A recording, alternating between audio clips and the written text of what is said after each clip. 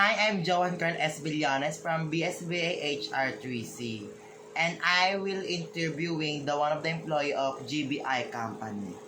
Hi, what's your name? Hi, I'm Jocheris Apostol. Hi, Jocheris, and this is your number one question. How long have you been working at GBI company? Actually, I've been working at GBI for 3 years now. Nasa magkano na yung range ng sahod nyo? Okay naman po ba yung compensation na natanggap nyo from your company? Actually, my range is above minimum. I will not specify how much is it, but it is enough for our daily living.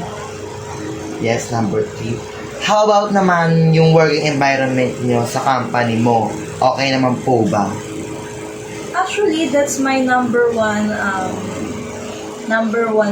standard when looking for a job. So that's why I stayed here because the environment is really good, and also we have a working life balance. Especially now that I am a mother, I have time for my kids and for my kid and my family. So that's why I've stayed here at my company.